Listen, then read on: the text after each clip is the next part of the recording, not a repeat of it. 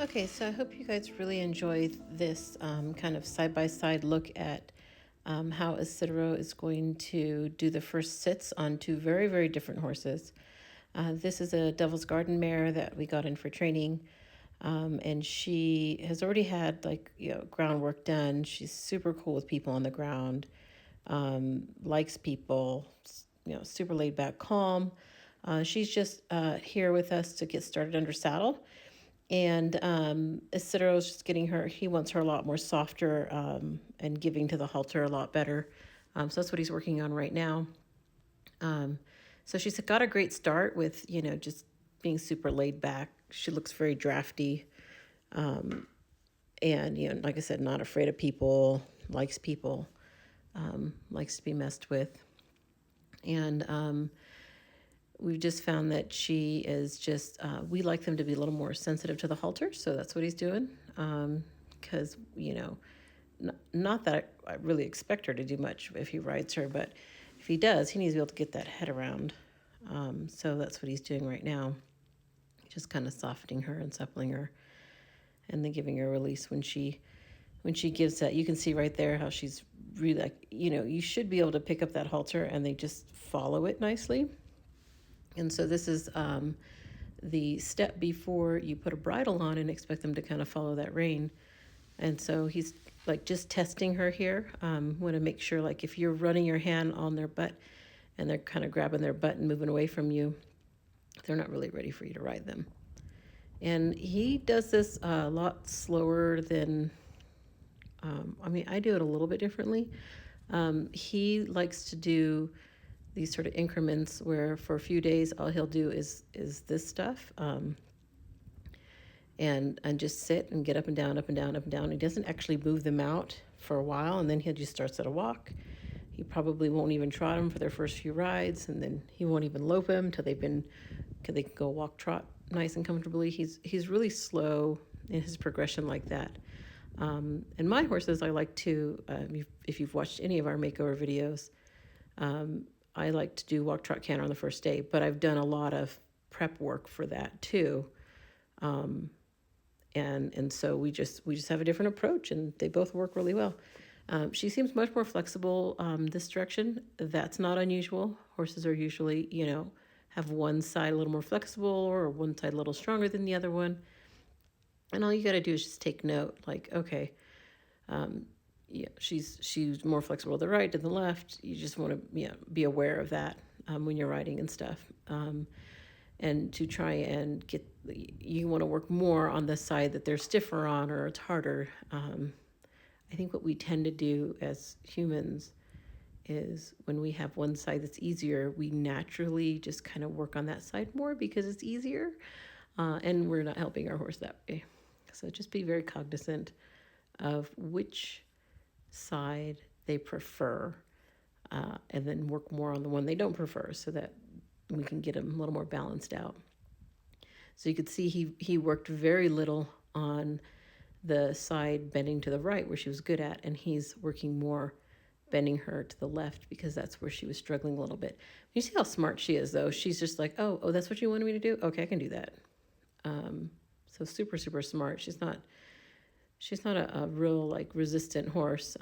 She doesn't have a lot of no in her. She kind of wants to please, kind of easygoing. She's kind of fun. We're gonna have fun trying to find a saddle that fits her. She's got a big wide back.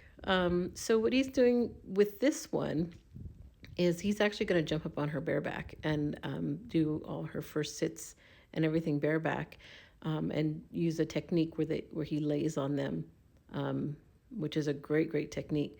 I physically can't do this, so I don't. I always use a mounting block, and I do like to get on all my horses bareback. Generally, I get on them bareback before I get on them with the saddle. And why I have both these videos kind of back to back, even though they're kind of long, is because he's going to get on this horse for the first time completely bareback. But the other horse that we have in the video is a very different personality, and he's going to ride him with a saddle. Horse is more sensitive in his body, and kind of having that saddle barrier between him and the horse just kind of helps. I don't know, sometimes it helps the more sensitive horses because you have like a barrier between you and them, to kind of dull their senses a little bit. But this horse, obviously, she's totally cool with all this going on. And so he's going to get up on her bareback. And because he can, there's no way I could jump up on that horse bareback.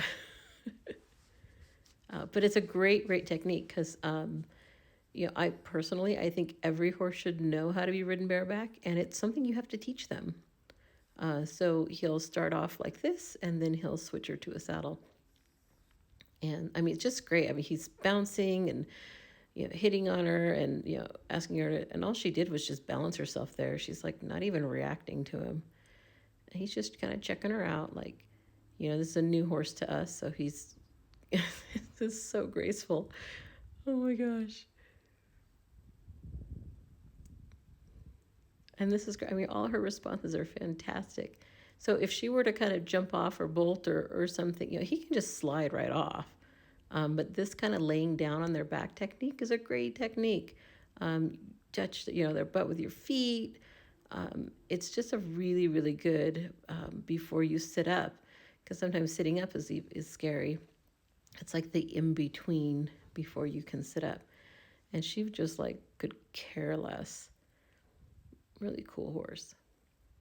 I don't know if you guys are familiar with the Devil's Garden HMA, but I am totally digging them. Chancla was from there. Pantera was from there. This is another Devil's Garden mare. It's in California, that herd management area. I know they just did a gather. There's a bunch of them available at Litchfield in Northern California right now. And these are some pretty cool Mustangs. So if you can get yourself a Devil's Garden Mustang, I think you'll really enjoy them. So this is cool. So this is the next step. He kind of hunched over, and then he decided, I'm just going to sit up, because she's not reacting. So that's so important. You got to watch how your horse is reacting to you. And she's not reacting at all. So just super, super chill. She looks super comfy to ride bareback. I love how she turns and looks at him. I love that. So she's engaged. So whereas if she were shut down, she would have her head straight and look kind of sleepy in her eye, and then act like she's doesn't even see him. Whereas here, she's turning and looking at him like, "What are you doing up there?" And that kind of engagement tells us that the horse is with us and they're okay with what we're doing, and they're actually really learning. So I know a lot of Mustangs get shut down, especially if you do too much, and you have to be really careful with that. So I hope you enjoyed her. So this is the other horse, much more sensitive. He's from a HMA in Utah. He's a little bit younger too, and so he's so dramatic. We have so much fun training this horse because he's so expressive. He's super dramatic about stuff. Like, he's standing in the stirrup and he's got his legs all splayed out like, oh my gosh, I'm going to fall over. But so you see there's his reaction. And so we've done a lot of work with this horse. He's fine with anything around his legs. Like, it could be ropes, tarps, like whatever's around his feet or legs, he could care less. Anything above him and behind him worries him, which a rider has to be above and behind. So we've really, really worked a lot on this horse. You could see the difference when he touches his butt. You see that kind of bracy, almost wants to kick, but and he hasn't since the very, very, very beginning, which they all do. He hasn't kicked, but he just has to he's just not quite there yet. And so we've done a lot of work with him. Cyril feels that he is ready to be sat on, because he's very supple. You see how supple he is in his head and neck. He can really pull him around, and he seems to be okay once he's up there. It's just the initial kind of coming up to him and getting up there. And so with this horse, he's going to do the first sits and getting on with this saddle on, because it kind of provides a barrier for a little more sensitive horse. But you see he's doing a lot more louder kind of desensitizing on this horse. Like the mare, she just couldn't care less. This horse is a little more sensitive. So you don't want to be too quiet with them. You actually want to be louder, because that gets you a more quiet horse. And so see, he was like, ooh, I don't know what to do with that weight. like his moving around isn't really a fear necessarily with him. Like he's worried, he's anxious, but it's more of he's just not quite sure how to balance himself with that rider hanging off of him, and it's a weird sensation. So this is nice to watch. I mean, it's a lot of just uncut footage of how he does this. You see how he moves his feet a lot more than that mare. The mare was relaxed, her skin was loose, she was engaged, but she wasn't worried. And this horse, he wants him not to lock up. That's where you get, like, you ever see people get on a horse that you're like, you're nuts, you shouldn't be getting on that horse, and they kick him to go, and the horse just explodes. That's what this horse could do if he lets him lock up his feet too much. So you'll still see he'll go up and down, and then he moves him. So he unlocks his feet there. And that's really, really important.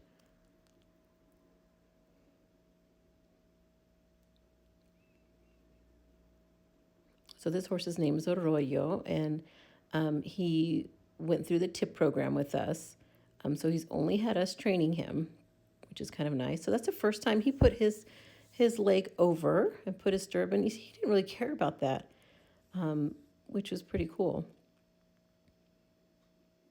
This was, we shot this video, it's been a little while, maybe at least over a week ago, if not more. And now what's really cool is I've also been working with this horse, teaching him to ground tie, and I can walk around him, and then I'll build up to be able to touch him all over and walk around him without him moving, using positive reinforcement. And I've had to teach him how to do positive reinforcement because he didn't want to eat near me, he didn't want to eat treats, he didn't want to eat from my hand. He still is learning how to eat from my hand. I usually just feed him in a pan because he's nervous about eating from my hand, so he comes at me with his mouth wide open. And so I have to be like, no, we're just going to eat from the pan till you settle down a little bit. But he's come so far, and now in the past few days, I've been able to walk all the way around him, and he doesn't move at all. He just kind of looks, but he doesn't move, and he's totally cool with it, and that's like a huge deal for him. So there you go. Sitter was, he could feel it. He was talking here. I don't know if you can hear him talking, but he was worried that he's like, I feel like he's going to kind of like getting on and off the horse. Like when you get off, they could kick you. But this horse doesn't really want to kick. He just kind of wants to move away. And that's really, really good. We don't want to push him to the point where he wants to kick. But sometimes, like once you're up there and then you try to move and get off, it startles them. And so he's going to need a lot of this up and down, sit down, get on and off, both directions, a lot of repetitive. And just every day he's just getting softer and softer. And what I mean by softer, I'm talking about like mentally softer, where they just sort of relax and just kind of let go. And so he's just getting better and better. And he's a really cool horse because he's so expressive. So he really lets us know exactly how he's feeling and how he's, processing everything. He does not shut down at all. And he's kind of goofy.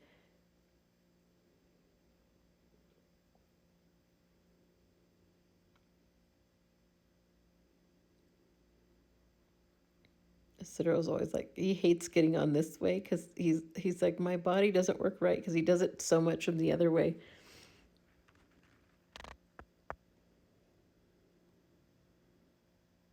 But so basically the only reason I'm showing you guys this is that we don't just use one method or one technique or even have like a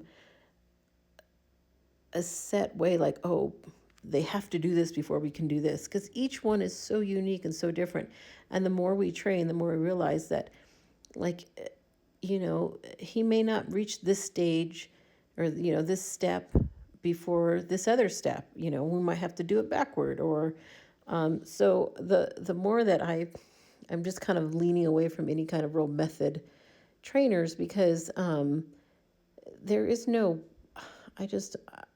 if you try to put them in this box, with these expectations. I think you just kind of set yourself up for failure, or you set yourself up for, or your horse up for, not being able to be their unique individual, and they'll shut down or try and cope some way, just to tolerate you, that kind of learned helplessness type of thing, because you want to put them in this box and they don't really fit that box, but it's the way you learn how to do it, so they're going to learn how to do it that way, or they have to meet this step before they can go to this next step, and that's the way it is. I think you just end up, the horse ends up losing in the end that way. And so, like, we're doing things a bit backward with this horse, because that's what's working with him and that's what he needed. And so I know that once we get, over this sort of fear here, and the more other things that we're doing with him that I wouldn't have normally done at a later stage, is just helping him get more mentally soft, and more trusting.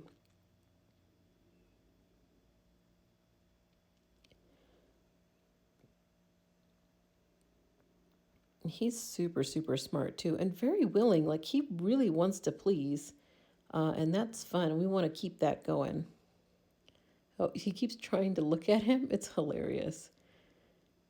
He's a very expressive horse. He's like, I'm going to keep looking at you. I hope we can show him in other videos later, because his horse has the most gorgeous movement. It's huge, a huge trot, and super smooth looking. Like, his back doesn't move at all. Very athletic little dude. I shouldn't say little. I mean, he's actually, we should measure him. I think he's probably like 14.2, 14.3, and growing. You can just kind of see him, just kind of like he's getting it now. He's like, oh, I can do that. But what's so important with these, so funny. What's so important with these hot horses is don't let them, instead of goofing off, because this horse is kind of just fun. Oh my gosh. And so is that you just want to make sure it's okay if these hotter horses move around a little bit. You don't really want them locking up. I hope you guys enjoyed meeting Mr. Arroyo.